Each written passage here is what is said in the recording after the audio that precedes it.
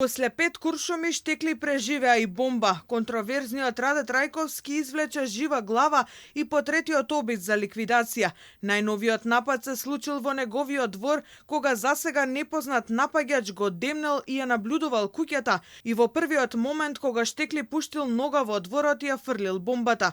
Но сепак недоволно блиску за да го убие, па дури не успел ниту сериозно да му го загрози животот. Според последните информации, состојбата на Трајковски е стабилна и се здобил само со изгореници. Како и претходните, и овој напад беше најавен на социјалната мрежа TikTok.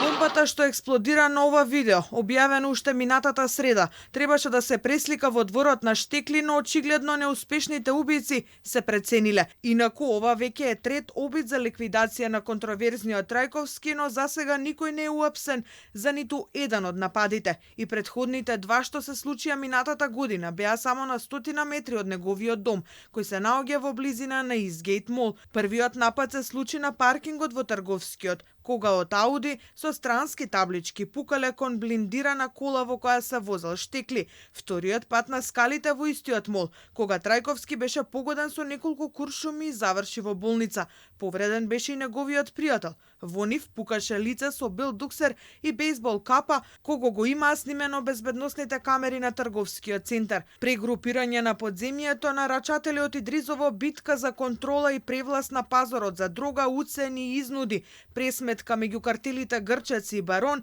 После секој напад на штекли во јавноста кружат повеќе верзии за тоа кој сака да го види Трајковски мртов, но досега детали од истрагите кои се воделе во МВР јавноста не слушна. Бандите хараат и денеска затоа што надлежните во минатото замижувале, критикува актуелниот министер Панчо Тошковски. Добро е што немаме животно загрозувачка состојба на никого во овој момент.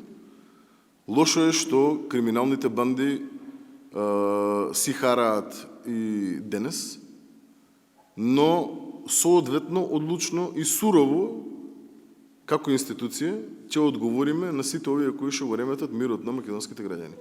Убиства имало и ќе има, бомби фрлање имало и ќе има. Прашањето е како државата и институциите соодветно ќе одговорат на оваквите бандити и криминалци.